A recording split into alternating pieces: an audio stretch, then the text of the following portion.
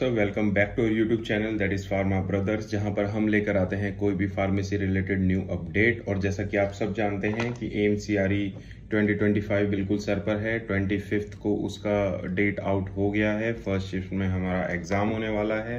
तो आइए ज़्यादा टाइम ना वेस्ट करते हुए डिस्कस करते हैं हमारे फार्मा के जितने भी स्केड्यूल्स थे। ठीक है, इससे हमने लास्ट वीडियो बनाई थी जिसमें हमने सारे DNC एक्ट के ईयर डिस्कस किए थे।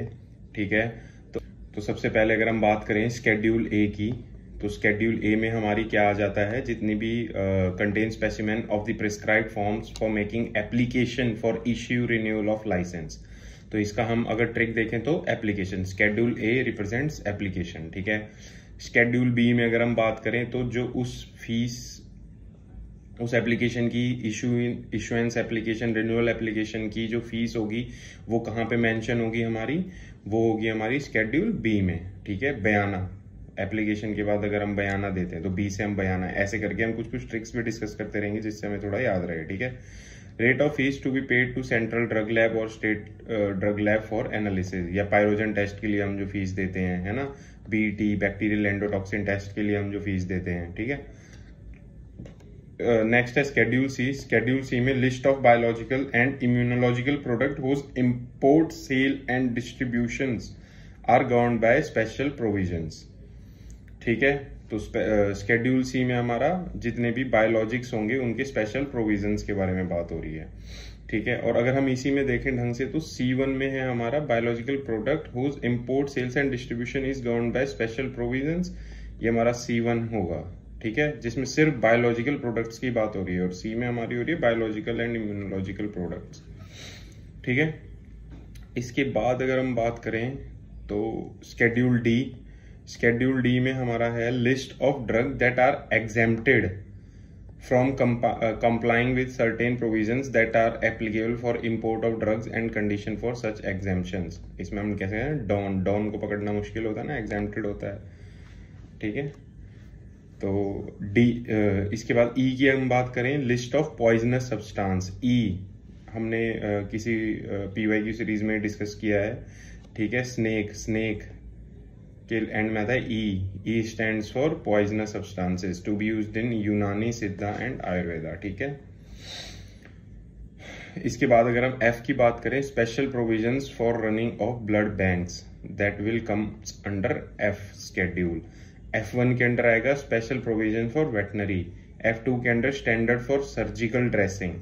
ठीक है, F3 के under umbilical tapes, standard for umbilical tapes. ठीक है, F4 या जिसको FF भी बोलते हैं उसमें स्टैंडर्ड फॉर ऑप्थेल्मिक्स आता है। ठीक है, नेक्स्ट हमारा आ गया स्केड्यूल जी। स्केड्यूल जी में list of substance that are to be used under medical supervision only. कुछ इक्विपमेंट्स होंगे, कुछ ड्रग्स होंगे जो कि हम डॉक्टर की प्रेजेंस में ही ले सकते हैं, वो वाले ड्रग्स हमारे आते हैं स्केड्यूल जी के अंडर। ठीक है, और स्केड्यूल एच के अंदर वो ड्रग्स हैं जो बिना प्रिस्क्रिप्शन के आपको कोई भी फार्मासिस्ट नहीं देगा। ठीक है, that are to be sold under retail on prescription of registered medical practitioner only. ठीक है, इसके बाद अगर हम बात करें तो स्केड्यूल जे। ठीक है, स्केड्यूल जे में हमारे list of disease can not be claim to be prevented और ट्रीटेड, जिसका अभी तक कोई भी क्योर नहीं आया है, उन डिजीजेस के बारे में हमें स्केड्यूल जे में पता लगता है। ठीक है, इसके बाद अगर हम बात करें तो स्केड्यूल के में हमारा है list of drug which are exempted from complying with the rules of DNC act for sales, manufacturing and distribution. मतलब कुछ ऐसे ड्रग्स होंगे जो DNC एक्ट के अंडर फॉलो नहीं करेंगे। ठीक है, तो वो कहाँ पे होंगे, स्केड्यूल के में। फिर इसके बाद अगर हम बात करें स्केड्यूल एम की, तो M stands for manufacturing, GMP, हमारी जितनी भी गाइडलाइंस होंगी वो स्केड्यूल एम के अंडर आएंगे। ठीक है, अब अगर हम इसको और डिटेल देखें तो M1 के अंडर आ गई होम्योपैथी की फैक्टर प्रीमाइसिस के बारे में, M2 के अंडर आ गया कॉस्मेटिक्स के बारे में, M3 के अंडर आ गया मेडिकल डिवाइसेस के बारे में। ठीक है, ये चीज आप ध्यान रखना। इसके बाद अगर हम बात करें तो स्केड्यूल एन क्या है, list of minimum equipments, premises, requirement for efficient running of pharmacy. हमें फार्मेसी ओपन करने के लिए जो भी डॉक्यूमेंट्स क्या क्या चाहिए, वो मिनिमम क्वालिफिकेशंस क्या क्या चाहिए होती हैं, वो सारा कुछ शेड्यूल एन में हमारे पास दिया हुआ होता है। ठीक है। शेड्यूल ओ, इसमें स्टैंडर्ड्स फॉर डिसइंफेक्टेंट्स के बारे में पता लगता है। ठीक है। Schedule P, life period and storage condition for drugs, सबके बारे में इसमें मेंशन्ड है। फॉर एग्जांपल इंसुलिन हो गया, जैसे कुछ की स्टोरेज बहुत स्पेसिफिक होती है ना, कोल्ड स्टोरेज वगैरह, तो उसका मेंशन है शेड्यूल पी में। P1 हो गया जिसमें पैक साइजेस वगैरह मेंशन किए हुए हैं। ठीक है। मार्केटिंग के लिए कि क्या एक वो रहना चाहिए, सेट क्राइटेरिया क्या होना चाहिए। शेड्यूल क्यू की अगर हम बात करें तो list of coal tar products to be use in cosmetic, इसमें जो अप्रूव्ड कलर्स होते हैं ना, जो किसी हम ड्रग्स में या फॉर्मुलेशन में यूज कर सकते हैं, वो बेसिकली शेड्यूल क्यू के अंडर आते हैं। ठीक है। Schedule R, standard for contraceptive. ठीक है। कॉन्ट्रासेप्टिव के बारे में जितने भी गाइडलाइंस है वो शेड्यूल आर में मिलेंगे आपको। शेड्यूल एस के अंडर हमें पूरा कॉस्मेटिक का एक पार्ट है, शेड्यूल एस हमारा। शेड्यूल टी हो गया, hygienic condition for factory premises of यूनानी, सिद्धा एंड आयुर्वेदा। वही यूएसए के लिए जो फैक्ट्री प्रीमाइसेस की कंडीशन होगी वो टी फॉर यूएसए। या U, particulars to be shown in the manufacturing records of raw material of drug, मतलब रिकॉर्ड्स के बारे में जितनी भी बात हो रही है वो शेड्यूल यू में होगी कि उनको कैसे मेंटेन करना है, किस किस टाइम तक उन्हें रखना होता है, क्या उनकी स्पेसिफिकेशंस हैं। ठीक है।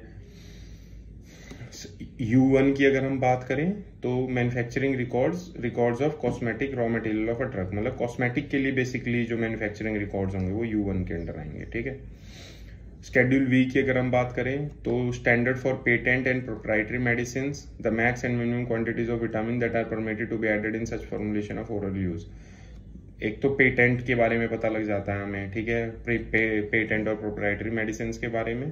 ठीक है। और विटामिन की भी क्वांटिटी कितनी यूज कर सकते हैं उसमें। ठीक है।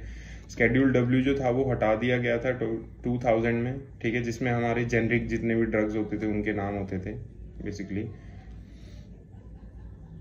Schedule X, list of psychotropic substances for which special measures have been laid down, तो वो हमारा किस में आ जाएगा, शेड्यूल एक्स में, हमारा जो एनडीपीएस वाला होता है ना। Schedule Y, requirement and guideline of clinical trial for import and manufacturing of drugs, वही क्लिनिकल ट्रायल वाली चीज जो रिक्वायरमेंट्स होती हैं इम्पोर्ट की और इसकी, वो शेड्यूल वाई में होती हैं। जेड यहाँ पे मेंशन नहीं किया गया है, हमारी फील्ड से रिलेटेड नहीं है, बट वो जो यूएसए के लिए यूनानी, सिद्धा और आयुर्वेदा के लिए जो क्लिनिकल ट्रायल रिक्वायरमेंट्स होती हैं वो हमारी शेड्यूल जेड के अंडर आती हैं। ठीक है। तो ये थी हमारी आज की वीडियो दोस्तों। ठीक है। अब एग्जाम बिल्कुल सर पे है, अगर आपके पास बिल्कुल बहुत ही कम टाइम है तो हमने जो ये सीरीज में पार्ट 6 या 7 पार्ट हो गए होंगे हमारे, आप इसको एक बार फिर से रिकॉल कर लेना, इसमें कंसेप्ट्स भी डिस्कस्ड हैं। ठीक है। एक हमने अभी ये शेड्यूल की वीडियो अपलोड की है। ठीक है। इससे पहले हमने एक years of DPD and drug and cosmetic act वाली की है अगर हम। ठीक है। अब हम कोशिश करेंगे कि हम एक वीडियो और अपलोड कर दें, है ना। तो ऐसे ही आप जुड़े रहिए हमारे साथ। Thank you.